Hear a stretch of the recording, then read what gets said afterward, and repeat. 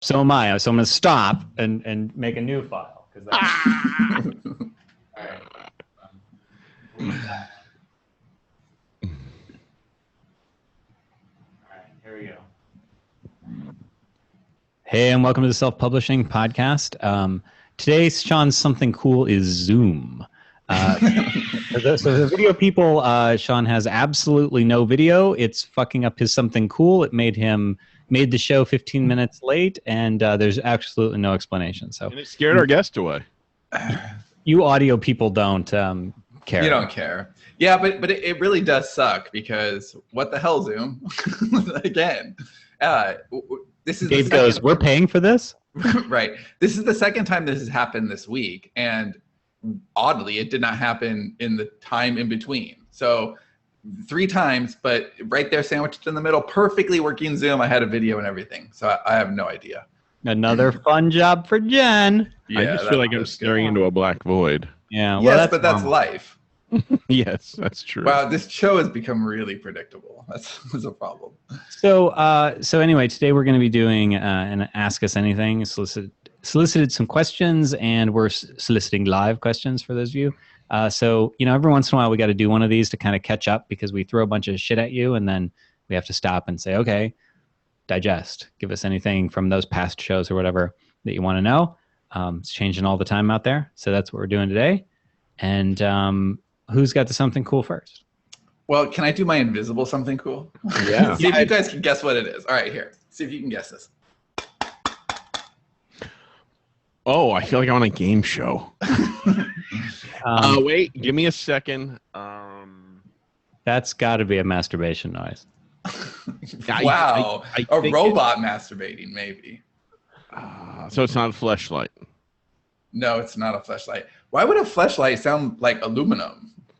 Sean knows all about what they sound like. Well, I imagine flesh. It doesn't sound like aluminum. I guess the light part. All right, let's stop. Depends what your preferences are. What is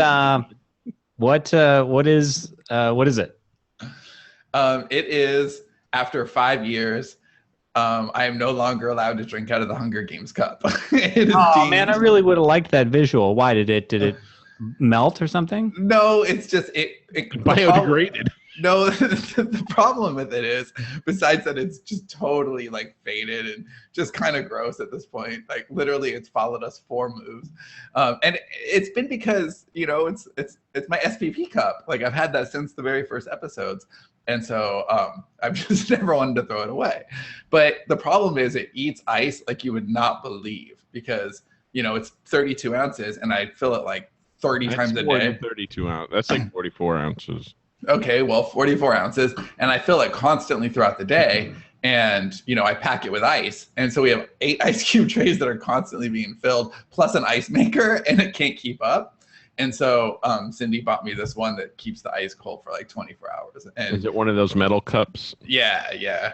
And so this is my first show with it, and I already miss Hunger Games, but I don't like the taste of the metal cups. No, it's got a liner in it. Like the water tastes fine. I can't tell the difference at all. But it feels different in my hand. I'm so used to the other one. So anyway, my real something cool is the Sarah Silverman. Real something cool? No, that's not my real something cool. That's my invisible something cool. My real something cool is the Sarah Silverman special on Netflix. It's the most consistent because she's a little hit and miss for me. This is the most consistent show I've seen. As long as you don't mind being a heathen, because you will go to hell if you watch it. But if you don't mind that, it's a really good piece of writing. She's funny. All right. I had Sean's cup thing made me think of another one. Because I have a drinking related one as well. I've switched from coffee to tea. So I thought of that because I got an electric kettle. But nobody cares about that. That's my invisible something cool. Not actually. I hope Dave has an invisible something cool also. Yes, it's his hope. Non-existent something cool for the win. So my real something cool is we made a pivot this week that it doesn't. It's not really a pivot. It's more of a refinement, and it's honestly more of a restatement of something that we've been doing all along, but really codified it this week. It kind of clicked in a meeting with me and Sean on Tuesday, and it was you're gonna have to help me with this, Sean, because I was gonna say it's a focus it's a singular focus on story in a way that we haven't done before. And as I'm saying it, I'm not articulating it because that sounds like what we've always done. Well, right. It's because something cool from me here and explain it. Well, I don't think that I can without, I mean, that's a whole episode really. And it's something that we would easily go into rabbit holes, and that's a conversation best for another place. But I will say that, it's just, we have found a very easy mechanism in which to put story first, so that it's always, because we don't want to shy away from teaching. You know what? I know there's like an abundance type question on the list, and I have a way to answer that at the same time as this, without going down rabbit holes now. But basically, we want our teaching to be an extension of what we do, and not a distraction from what we do, because we feel like we can teach better with simpler tools. So the example that we were talking about earlier in the week is Pixar. If Pixar was going to open up a school, there's no way that they would teach storytelling. They would teach how they constructed Ratatouille. They would use it as an example. You know, that the ending of Ratatouille is like one of my favorite endings of anything ever. The beginning of Up is one of my favorite beginnings of anything ever. So if they're teaching, it would make sense for them to use their own practical creations. And if they were teaching, you know, something like a character, they wouldn't teach a character, they would teach Woody or Buzz, because these are classic characters. Now, I'm not comparing what we're doing to Pixar in that way. Obviously, they are creating classic things, and we're still, you know, working on our craft very much. But as we work on our craft and as we figure things out, we're going to have those specific models to use. And we have found a way to kind of streamline our process from conception all the way to education in ways that, I mean, really aren't going to be that evident for almost a few years, but we really understand where we are in our positioning. And it's just really, really exciting. And it's kind of one of the main things that we talk about these days. There you go. So Dave. Yes. Hello. My something cool is actually something I wasn't familiar with the guy, Chris Gethard. His name is spelled Get Hard, but that's not how you pronounce it. No, he's not a porn star. He is a comedy writer. He's got some show I never heard of, but he had a special on HBO, and I went to watch it randomly the other night when I was trying to go to sleep. And it's like a one-man show sort of thing, like Mike Birbiglia, where it's like thoughtful and funny. But the show's called Career Suicide, and he talked a lot about like his anxiety and depression and, you know, the fun stuff I could relate to. And I got to tell you, like, I wasn't intending to watch the whole show because the whole idea was to go to sleep. But I was hanging on every word, like, just like usually like in a comedy special, there's a point where I can like cut away and like, okay, I'll come back and watch it later. This was not that. This like I had to keep listening to every single word. Like I didn't know where he was going, and it was just like one long like series of stories. And I just thought it was pretty damn impressive for somebody I didn't know. Somebody that I wasn't cracking up during it, yet he held my attention the entire time. On the opposite end of that, there's TJ Miller, who is on Silicon Valley, and he's a guy that he's hilarious when I see him on TV shows, but he had a comedy special on, and I was pretty much bored throughout the whole damn thing.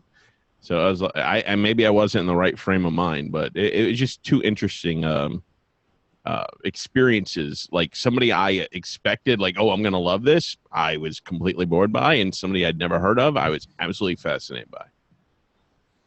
That's my something cool. Dave, does that I know this sounds like I'm getting ready for a punchline. I'm so not. This is a genuine question, but does that happen to you often, where someone that you think is going to be full of shit or whatever, they surprise you, or that you think even that they're going to be boring, they surprise you, and someone that you're like really looking forward to is just kind of not. No, it doesn't happen a lot, which is what I'm talking about. Usually what I expect is what I get. So I'm usually pretty good at sizing up an experience before, like movies, for instance. Like I know Luc Besson has that new movie coming out. It's not going to do well. It's going to flop miserably, and I think I don't know. It looks like The Fifth Element 4 or something. Like they skipped 2 and 3 and they went straight to 4. It's like a $1 zillion budget space opera movie, and I have a theory on why those movies seem to flop, because they keep making them, and like I think they all think they're going to be the next Star Wars. But here's my theory, and I could be completely wrong. But yeah, Valerian. My theory is most people don't want something new. They want something comfortable for a big popcorn sort of movie. And those movies are too outside the box. So most people will not take a chance on seeing them. But you give them a Star Wars, no matter what it is. Oh, Star Wars, I know that. I'll go see that. I think that's the experience. But every other movie, like Jupiter Ascending, I don't know. The Matrix is the only newish sort of like title that I can think of that came out that actually did well, that had a huge budget. But other movies like this, they almost always seem to flop. I don't know. And on that same note, Hollywood is officially out of ideas. It's so like I was last night. This is just a random thing. This isn't. It was kind of like the final straw. We turned on Netflix last night, and the feature spot at the top was for Richie Rich. I was like, really? Really? You got to remake Richie Rich? I mean, and they just keep doing that. Like, it's like, we got no new shit. Let's just do shit from the 80s and 90s again. But it's not even good shit from the 80s and 90s. Right. Because who's begging for Richie Rich? Right. What kid alive? And what parent is Donald like, Trump. oh, I've been waiting for Richie Rich to come back? Because Richie Rich is like kind of a shitty character. Stupid to begin with. Like, right. Where's the character arc for a rich kid who has everything? I don't feel for that kid. Got Rosie the Robot. Is that what her name was? I don't know that they're out of ideas so much as it's a nostalgia cash grab, but they're grabbing the wrong properties. Yes, I agree with that, because I think they're also out of ideas. Yes, but if you're gonna go back, okay, cool. I'm waiting for the Heathcliff. Every time I see a Richie Rich, I get more pissed that something of ours hasn't been made into TV or movie. We got better shit than that. On the bottom of our shoe. What I'm waiting for is Masters of the Universe, because I've seen some pretty sweet ass treatments come through that, and I think they could actually make a cool Masters of the Universe movie. Not the crap with Dolph Lundgren, but like a straight up cool Masters of the Universe. I want to see that. Do you remember when they finally made the Masters of the Universe movie after the toys had been out for a long time? Yes, with Dolph Lundgren, and it was the worst thing ever. Yeah. Wasn't as bad as the Super Mario Bros. Movie. The worst thing ever was Garbage Pail Kids. Did you see that? No. It's really no, bad. but I don't think we were asked this, so maybe we better move on. I just talking about Masters of the Universe. There is an Art of the Masters of the Universe book that is absolutely fascinating, and if you're into art or if you're into character development, definitely check it out. I wasn't. I liked it when I was a kid, but it wasn't something I have any real love for.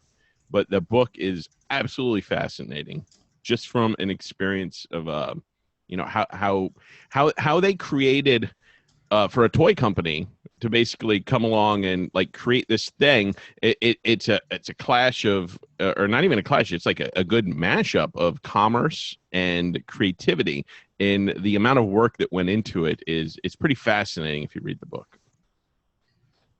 I think that does sound really cool. Okay, so do you guys want to start on questions? All right. Okay, well, we're going to start with Lori because she is here live and asking questions live, and Ty goes to the live viewers. That's cool.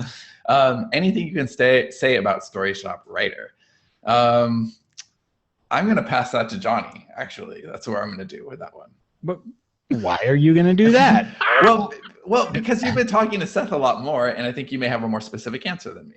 Well, I mean, on these sorts of things, we're always really reluctant to give any dates or promises or anything, but it is, it's mostly done under the hood, I believe. Like it's basically there, is my understanding. And I don't think it's going to be too long before we're using it in-house to kind of kick the tires and make sure that everything's working. And then, who knows, a month or something after that. But again, those are very, very loose. But as far as, it's the fact that it's basically done, like the pieces are there is, and as a matter of fact, I think that the terminology we heard was, the phrasing was, it just needs to be flipped on. Like we were looking at a demo because there's actually a major planner update coming very soon for StoryShop. If you're listening to this on the feed, it may already be there. It's supposed to be really soon. And when we were looking at a demo of it, Seth was like, writers basically here, we just have to turn it on, and make sure that the bugs work and stuff. So yeah, it's imminent-ish is my answer. And how about Apprentice 2 or its Streamline on the horizon? By Streamline, I guess the video version that we talked about. Yeah, we know exactly where this is going, but what we've kind of determined is that there is no way that we can effectively deliver the quality education that we want to deliver exclusively through video. That's just, we can't quite do that the way we want. We haven't figured that out. And the few things that would allow us to do it. You can barely get Zoom to work. Right. When we do it, it's going to be the best thing. And so until we can do that confidently, we're just going to be more hesitant. We're going to be pulling back. So we know what we're going to do. We don't know exactly what that timeline looks like. But as Johnny said, this is something cool, actually. We're putting our fiction first, which means that the quality of the education when it gets there will be better. It will be more robust. It will be more thorough, but it will probably take longer to get there. All right. So what are some things that an author can do to breathe new life into an old series? And this is something that we've run into a lot as well. And it's something that a lot of people have been talking about. I've actually seen this asked several different times recently. So you've got something that's been out there. What can you do to revitalize it? Nothing. Give up. Well, I think there's two answers to this question. I think you've got stuff that you can do that costs money, and stuff that you can do that's just kind of scrappy and doesn't. So I think a cover refresh is like the biggest thing you can do that's dramatic. Obviously it's going to cost you a lot more money, but your eyeball isn't going to see a project description as you're scrolling through. But if you're running ads and you want new life to those, or you want new also bots, you want new visibility, then a new visual is, I think, a really efficient way to do that. But that does cost more money. So I think new product descriptions, adding an autoresponder to your list so that people who are now joining you because of the new books that you have written, they may not know about your earlier books, and you can tell them about that. So for example, Yesterday's Gone is our strongest kind of evergreen property over at not at Yesterday's Gone, at Collective Inkwell. And this new series that's going to come out this fall is going to bring a lot of new readers who haven't experienced us yet. And so it would make sense for us to have an autoresponder that then tells them about Yesterday's Gone and gives them the first one for free and kind of lets that happen. So an autoresponder to your new readers about your old catalog is a really intelligent and just natural way to kind of breathe life into your old stuff. Promote the first book if it's a series, because we are talking about an old series. So if it's a series, then you can discount to 99 cents or something, or make free your first book in the series and buy ads to it. Sometimes just putting something free will get you a little bit of a bump. But it's small. Generally, you're going to want to buy ads. Obviously, BookBub is still the Death Star, but there's a number of other ad venues, or you can like we've had mixed success with like Facebook ads or Amazon ads. BookBub, you mean that in a good way, the Death Star, like they'll blow up. Oh yeah, book. Yeah. Yeah. Oh yeah. That's not an ad. That's Well, Dave's not used to being on the side of the Empire. He thinks of himself as a rebel, so it was confusing to him. So anything you do with that, and then of course linking, having strong back matter, a list ad, perhaps get the second book free if you join the list, or just buy the next book. That's the sort of thing. So right now, Tammy is running ads for a handful of our series in running ads for the first book. So I think we've done Yesterday's Gone, Invasion. I know we've done others, but I don't know what they are. And the last I remember seeing, the one that I remember was that she got somewhere, Invasion was about breaking even. And that's fine, because break even, there's 6 more books in that series. So break even on the first book means that if anybody buys the second book, that's a positive ROI on the ad. Also, you could write something new in the same universe or world that connects to it if you are looking for something new to do. So if we were to, just as a simple example, Invasion is done. But if we were to write another book that tied into Invasion somehow, like it was a new series, but it had some sort of a tie-in, then you could kind of cross-promote. Do you think that there's any value to not closing out a series? Because, I mean, when we end Yesterday's Gone, it's like, okay, well, there's obviously not going to be a book 7, but are we closing ourselves off from, potential readers say, oh, well, this is done, they're never going to do that again. The only thing I like from them, fuck it, I'm on to the next thing. Yeah, I always think that it's nice to leave an open door. And I actually had an idea I almost pitched to you this week. Me? Yeah. Oh. And it was about exactly that. I think an open door is always good. But I know you're also all about, well, when a series is done, people won't even start reading the series until it's done. Open door, not open series. Yeah, it's an open door. It's not even open loop. So I can't get specific about this, but I do think that the way we ended Invasion, that series, is awesome in exactly this way.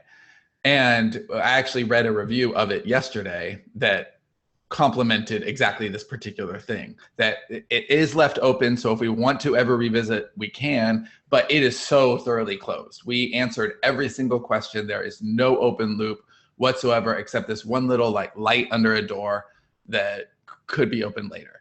And that's not easy to do, but I think it's worth the effort, because you can go back to, a franchise.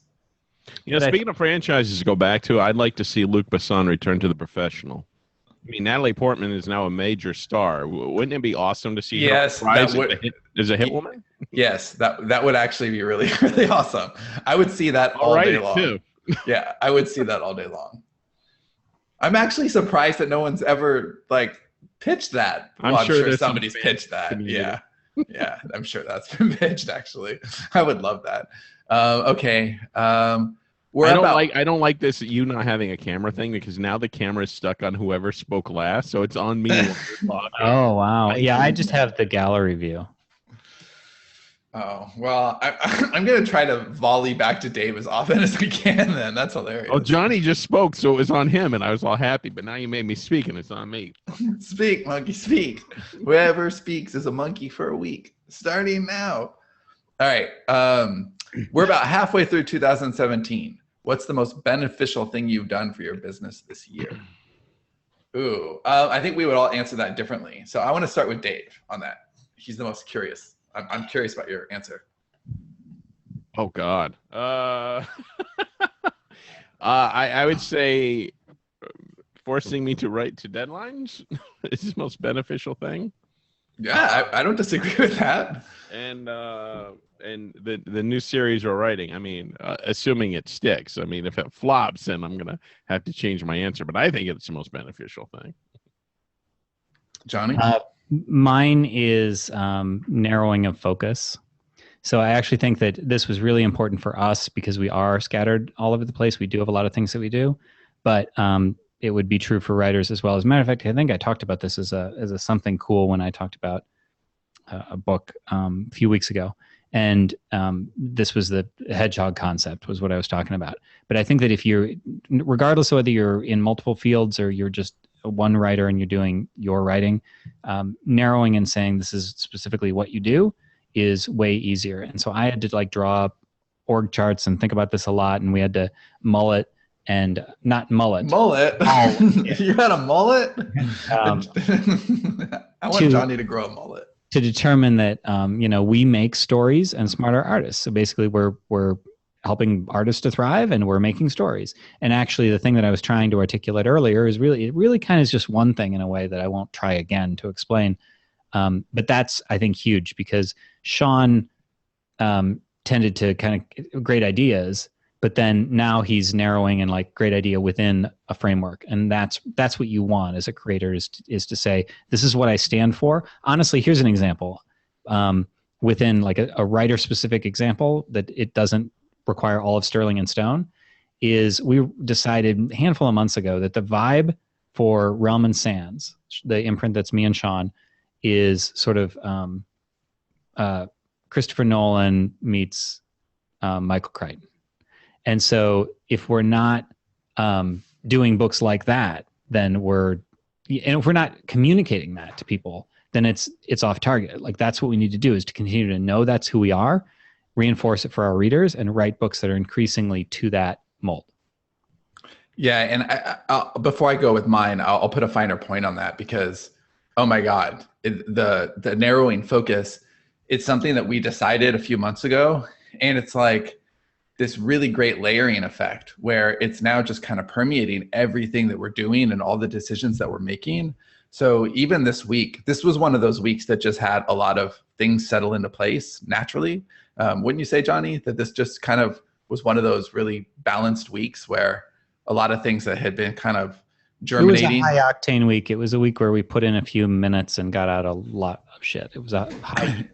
Yeah, it was really, really great. And we basically greenlit a few ideas that we've been mulling and kind of came to some conclusions. And it was all within focus. It was all within, okay, these are the things that we want to build, why we want to build them, how we're going to build them, and how much fun we're going to have to build them. And they're all really story-based. And even this week, I've been doing the most, kind of intense world building that I've done since the Dream Engine. And it's much more in alignment with the Beam. It's sci-fi world building. And it's so fantastic. It's the first project that I've had that's sci-fi where I know exactly, like Johnny was saying, what tone to take. It's okay. It's this Nolan Crichton vibe, and how is that going to influence the world as it's built? And that's been really exciting.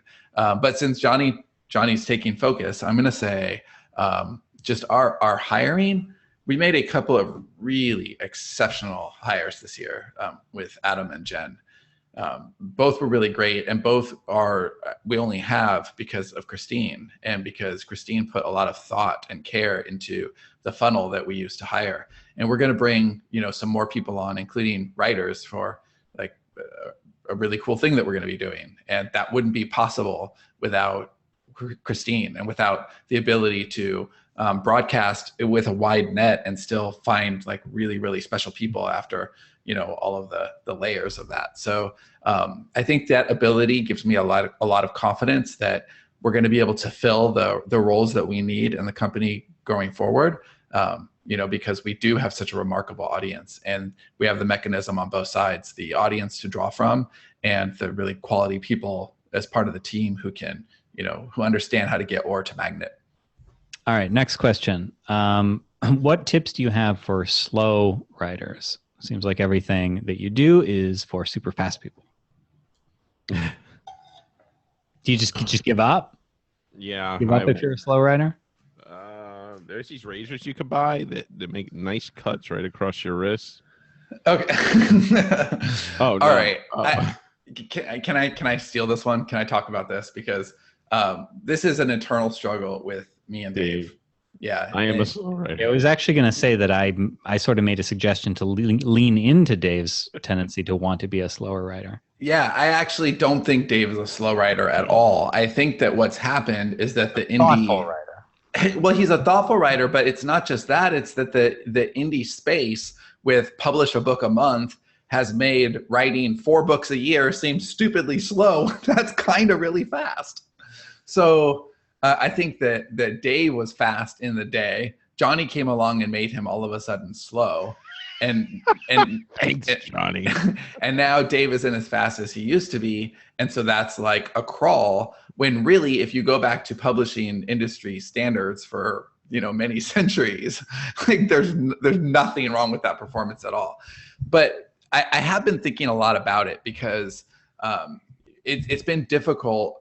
Dave really wants to find this momentum, and it's been hard because he'll write words, he'll throw them away, he'll go back and change things in the story, and that's his process. And should he have to change that process if that's the way he writes? No, not really, unless he wants to. And I mean, to my mind, I always want to improve my processes just because, like, I want them to be more fun or whatever. But like, if that's the way Dave wants to write, he should be able to write that way. But is he going to make as much money? No.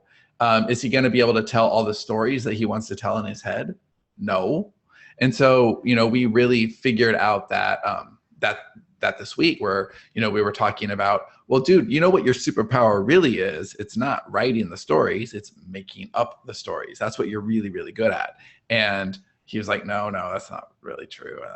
And I gave him a couple of examples, like with times that he made up stories like ninja fast. I mean, you guys have seen him do it on air. So he can do this. That is his superpower, much more than actually crafting that story, is coming up with the twists and the turns and basically the way to punish people. He would make a terrible, wonderful God. Like, he would just.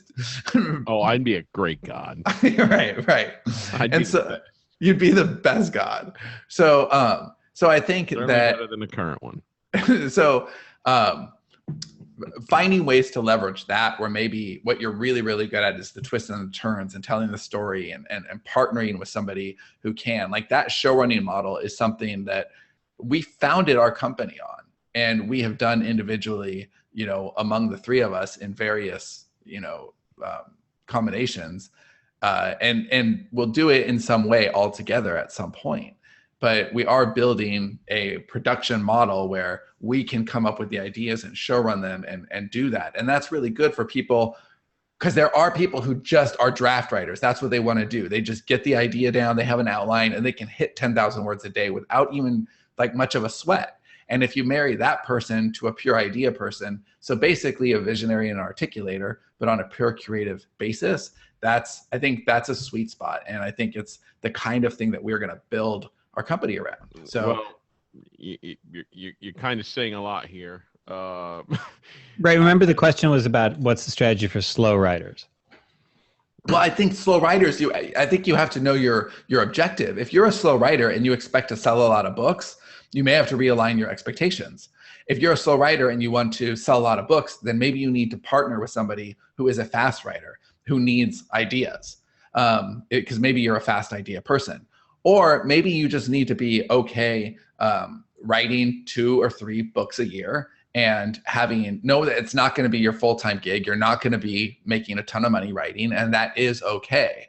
But I think that it's unreasonable to think, I'm a slow writer, I don't really want to write more than a book or 2 a year, but I'm also going to have, crazy launches. And I think they feed each other. I think the algorithms feed each other. It's an interesting dilemma, because if you can't ever count on a book hitting big. What you can do is write a lot and have a lot of little hits, and that is something that I think we've been lucky enough to have both a big hit and lots of little hits to kind of sustain us.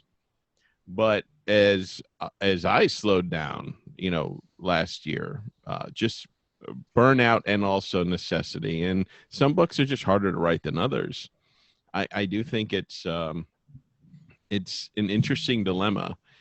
Do you want to write a really good book, or do you want to write fast? And I think people wait, let me slip in there just for a second, because they don't have to be different. Like, it doesn't have to be a good book or fast, but you can't come up with a really complicated plot and then also think, if you're a slow writer, be a slow writer, come up with a complicated plot, and then think you can write that fast. You have to come up with something that's really straightforward, right, and then you can write that fast. Some books just take time, a lot of time. And it definitely depends on the writer. Some writers just take a long damn time, even on a simple book. I think even a simple book can be very complex and difficult to get right. God, no. I mean, revising is just one of those things that you need to do to make the work better. And that's something that I struggle with a lot. It takes me a long time to revise. And we did hint at a production model. That's not to say I'm not going to be writing anymore. Oh, no, not at all. They will write for the... It frees up. It allows you to be your own speed. That's kind of the point. Right. Because Dave should be writing the things that he wants to write at the speed that he wants to write them. Like that is an ideal for Dave. Let him be the artist and let him be the creator, but also let his superpower breathe. And I think that drilling yourself, like how do you get faster at anything? It's by trying new exercises, by tricking your brain, right? Your brain gets used to things. So even if you're dieting, you have to kind of change it up a little bit because your body adapts really quickly. Same with exercising. If you're trying to build muscle, lose weight, any of that stuff, you have to kind of, nudge your body and trick it. And I think that writing is the same thing. If you hit certain plateaus, you can always write a little bit faster, but figure out why, what's sticking you. I know what's sticking me lately is just my attention span. Like I'll start and like I'll want to go do something else because I don't really want to stick with it. And that's something, well, okay, I'll change my environment. And so like I did this week, I've been working out in the living room, on the couch in front of the window, and that's helped for me. I don't know why, but I know that I was getting a lot more distracted last week, and this week I'm better. So I think paying attention to your habits and trying to constantly optimize them is a way to get faster. If you are just, an independent author, which I think most of us are, then you want to be able to tweak your speed. Ready for the next question? Yes. Okay. I feel like I can't afford all the things that you need to do to be successful as an indie. How do I know how much to invest or where to get the money, especially if I really don't know that the books are going to sell? It's a very good question. It's something that we struggle with as well, with a different scope, I think. We have books that are selling currently, and so it's not a matter of knowing whether, and we can guess pretty well, I think, at this point. But that is a perennial question: is how do you know how much to invest, basically in advance, right? Yeah, I think it's an exceptional question, and I think you have to ask yourself what you're trying to do, because it's different if you're just trying to be a great writer versus you're really trying to build a business. So if you're trying to build a business, then you could think of it as business expenses and not personal growth, and maybe that's easier to pay for. And in that case, I mean, personally, I would be aggressive about how much I spent on my learning. But if it's a hobby, not as much. I think that I'm a big fan, especially, I didn't used to be. I used to just buy everything, like I might need that later. I want to learn it, so it goes in my learning file. I don't do that anymore at all. I wouldn't just buy stuff and let it sit. I would learn, I'd buy it, I'd consume it, kind of whether I needed it or not, in case it was something I needed to know at some point. Now I do something that's called just-in-time learning, which is basically learning what you need to learn when you need to learn it. So, if right now I'm outlining a sci-fi project and I'm watching TED Talks and reading timelines and doing everything I can related to that subject. So I think that you go deep as you can, and as much as you can afford to, both with your time and your money, for the things that you need to get to that very next step. But I wouldn't spend more than I need to at any given point. I would say invest. Johnny's muted. I would say you definitely want to invest in a good cover. That's something that you really need to consider if you want your book to sell. And editing. If you can't edit, if you can't afford great editing, edit a lot. Use beta readers, stuff like that, until you can afford to step it up a notch. But definitely do not scrimp on your cover. I think I might be reading that question differently than you. I think I'm reading that question as not like the essentials of, because I think the hierarchy of needs for publishing are kind of covered with covers and things like that. But this is beyond that. Like, how do I invest in myself? Is that how you're reading it, Johnny? Yeah, I was actually just going to say this feels like an abundance versus scarcity thing to me, which really boils down to it's really mindset, right? So are you in it to win it, or are you just dabbling? Actually, there's a thing I asked. This is going to seem a little sideways, but just hang in there with me. I asked our accountant about allowable business expenses and that sort of thing, like whether Dave loves this kind of talk. Or deductible. And he reminded me of something that I'd heard before, and that's that a business can be classified as not really a business, but like a hobby. Because basically, if you're losing a lot of money, then the IRS doesn't want you to say, well, I'm losing all this money and I don't have to pay taxes now. But it's parallel, right? Because are you treating your business, your writing, are you treating your authorship business as a business, or are you treating it like a hobby?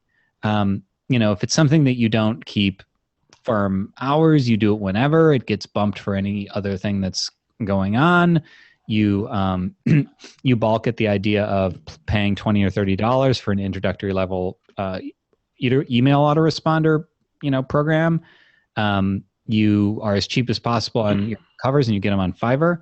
Those are things that a hobbyist does. Those are signs that you're not taking your business seriously. If you're taking it seriously, then you need to understand that you, within certain parameters, you invest first, and you need to. So cover, it's a little bit of a self-fulfilling prophecy. You shouldn't probably, with your first book, go out and spend $1,000 on a cover, but there's a line there somewhere where if you don't spend anything, like if you get a really shitty cover, then you're not going to succeed to get the next cover, right? Like you need to give it a chance. Your cover is your primary conversion element, but that's a mindset thing, I think. Yeah, you it's have like opening a store. Like, are you going to open in a place that has a lot of foot traffic? Or are you going to open like in the woods where there's nobody going? I mean, one's going to cost you more than the other. Right. And if you open your store, you have to fill it with inventory. And like, that's the thing. Authors are, and I mean this with all the love in the world, but they're really spoiled most of the time. They don't realize that they get to start a business and their startup costs are almost nothing and they're still bitching. Right? Like you could go all out on a cover and an editing job and all of that, and you still have started a business for like pretty inexpensively, right? I mean, my first business, it cost me $20,000 just to start, just to start. Just like, okay, now I'm in business. This is a really inexpensive way to kind of get going, and it's a really infinitely scalable business. But we still have this problem. I think every author has this problem, and you have to kind of choose to invest in yourself. So for us, if you're just talking me, Dave, and Johnny as authors last year, we did really well. But as like our actual income, not as much, because we shared it with the business, and the nonfiction side of the business is more expensive. That's all of our employees, all of our overhead goes to that. But we still choose to do that every really day. Ironic.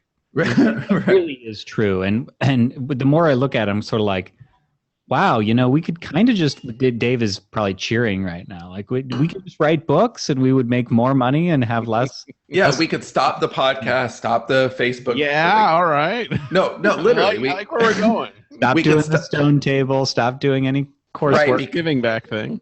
Well, no, it is worth it to us, but that's the point. Right now, like 90% of our expenses are on the nonfiction side, but more than half of our revenue is on the fiction side. So that's a disconnect. But it's okay because we're choosing to do that because we believe in what we're building long term.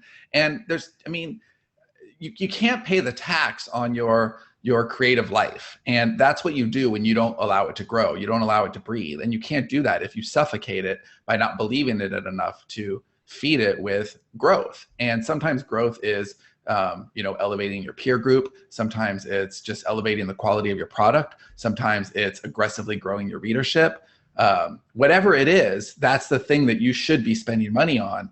And it doesn't make sense to just squirrel it away and not grow your business. It should feel like a stretch within reasonable boundaries. Yeah. Perry says authors are spoiled. I've got author friends who complain about spending even money to get their own website. Yeah, I want to bitch about that for a minute. I see author websites like I have mine on WordPress and I pay, I think it's $100 a year so they remove the ads. If you're an author and you got a website on you got a blog or something on a website that has ads on it, pay to remove them. It's a pretty experience for people. Really, I mean, I don't like paying $100 a year for a blog I barely use. It makes me want to use it more. But just invest in your stuff. Invest in the stuff that your readers are going to be involved in. Definitely, like the reader experience. All right. So next question: how do shared worlds work? Because we talked about that a lot when we were talking about the world builder. That's the summit thing that we're doing in like a month. We were talking about shared worlds. So, and a lot of people have been talking about that. So, and I sent an email about it to our Realm and Sands list. I was mentioning shared worlds. So, how do shared worlds work, especially for authors in this case? Like, how I think it depends on the world. I know we'll be making a lot of the world. I mean, a lot of the rules up for our own, going forward. But I know that there has to be a certain amount of canon, right? And so if you have all your shared characters, there has to be an agreed upon timeline. There has to be agreed upon characters. I think there has to be agreed upon locations that everybody says, these are the rules of the world. This is how magic works. This is how money works. This is how these basic thing works. So that way there are the things that everybody understands and then the stuff you can play with. So let's take Star Wars, because that's probably the biggest, universe that we all know, right? So we all agree that, Darth Vader is Luke's father, of course. We all agree, about the Empire and all. Spoiler. Sorry. So these are the things that we all know, and that's canon. And then there's the stuff that is not. And you could, there are books that are written within the universe that take place on some little planet in a galaxy far, far away and make reference to the larger world, but are not canon. I think Dave would probably have a lot to say about this. Yeah. Well, so what about the mechanics of them? Because there's shared worlds sort of share canon and shared, world DNA, but as a tactic, I don't want to say tactics, but as a strategy, as a strategy, as a way of, I mean, this is honestly, we had a question earlier about how do you drive interest in your back catalog. This is kind of related, like you're driving interest in one book by using another, that sort of thing. Well, yeah, the shared world is basically, you can kind of think of it as SEO, as search engine optimization. So these books are linked together through semantic connections. And so if somebody is searching for Amazon algorithm stuff. Right. And if somebody is searching for your world, then naturally these other books written in this world are going to come up. So the idea is, for us, the reason we're really interested in shared worlds, and it's something we'll be doing more and more of going forward, is because we can get a lot of marketing just out of working together. So the ideas are better because you have people who are, I mean, for us, it's not, we don't want to create a world and then open it up to people necessarily, although I'm sure we'll do that at some point too. What we're doing now is co-creating. We're creating a lot of it, but then inviting people in a few at a time to help shape it with us, because they're really invested in the world then, and they'll put more of their creative energy and soul into it. And we're just going to have better product in less time that all works together. So let's say let's not understate that. I mean, this is a 2-day thing we're doing. It's not like we're just passing documents back and forth. We're getting a bunch of people together in 3 or 4 weeks for 2 days to figure all this out so we can co-create this world. I just wanted to underscore that. Like, it isn't a light prospect. Yeah, but look at the end result of that too, right? So if you had 10 people and they were all writing individual books, in individual series, then that's great for each of them. But if all of a sudden each of those people have 5 books in a series, you've got 50 books that are interrelated. That's exponential possibility from then on. And if you add 3 times that many authors, then you've got kind of a whole ecosystem. And so we believe that we can build that. And so again, that's why shared worlds are really interesting to us. And it's quickly evolving, and we'll see where it goes. But I got a related question. Perry asks, how are you guys thinking about handling the rights for something like that? Trying to get the logistics of that has been challenging for our group. I personally think that, everybody that comes into it They maintain the rights. Yeah, they maintain their rights. Yeah, we're not publishing anybody's stuff. We're just right. We're co-creating the world, but Johnny and I get 100% of rights for our stuff.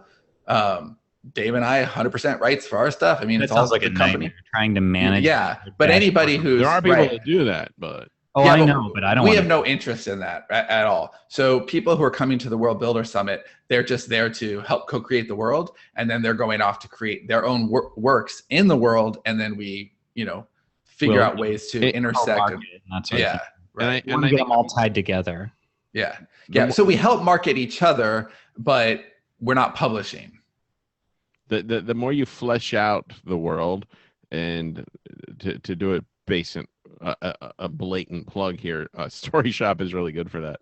The more you flesh out the world, though, and everybody understands the rules, the shared history and stuff like that, the more physical thing you have that everybody can sort of use as resource, I think the better.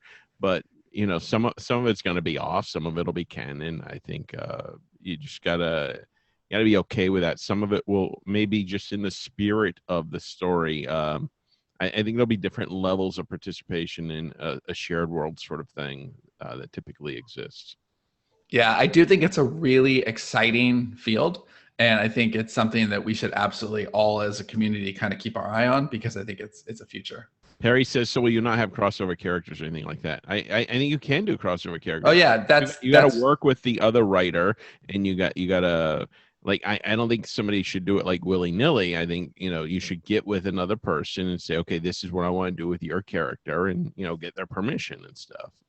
Yeah, I would also add that, and this is not a plug, this is just a fact. I would not even attempt what we're doing right now without StoryShop. Flat out, I wouldn't. But to have that kind of commonplace, in fact, we did try it a little bit with the Dream Engine, and there were other reasons why that didn't quite work at that time and place like it is now.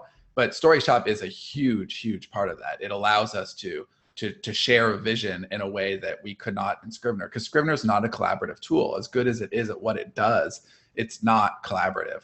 So no, we absolutely will have crossover characters. That's kind of the point. We're all sharing, that space. All right. Let's see if we can get a few more of these. We're running. Here, we have one from Julie. Yeah. Just kidding, the Q&A. From Julie Strauss. Hey, Julie. Will you guys be opening up any of your other lines for collaboration? At some point, yes. There you go. All right. Well, and then Mark actually has a follow-up question as well, which I assume is related to the shared world thing. Will everyone have access to the world in StoryShop? Yeah, I mean that's the idea. So you can grant permissions within StoryShop. But I think if I'm not wrong, if you're asking if everybody will have access to the world that we're building right now in StoryShop, the answer is no. People at the World Builder Summit will have access to. Oh, that's what I meant. I'm sorry. That was the implication. Okay. But not everybody. Yeah. Right. Yeah, sorry. The people at the World Builder. That was that was the preface I was trying to make. Okay, so so the next question: what is the biggest waste of time for an indie? Which I think is a really interesting question. I'm gonna go ahead. I'm gonna give you two. So I'm at the risk of stealing yours.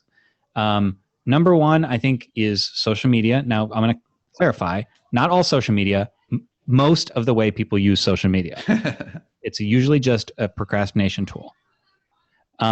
And the other is email when it gets out of control. I have really worked hard to trim down my email. Like that's something that I feel like I have to wrangle into like the lion tamer with the chair and the whip and stuff. That's me with email. And so I've really kind of beaten it down to its minimum. And that's blogging for fiction authors. Blogging for fiction authors. Unless you have something really, I have seen some good examples out there. There are for sure, but most of the time, if you're blogging about the creative process or you're blogging to attract other writers, then they're not interested in your book. They're just not. It's a waste of your time. What happened? I walked away for a second. We're just watching your. We're waiting for your return. No, we just finished what I think is the last question, just in time, I think. Okay. Well, so this has been the Ask Us Anything. We should probably announce these in advance. That would be good.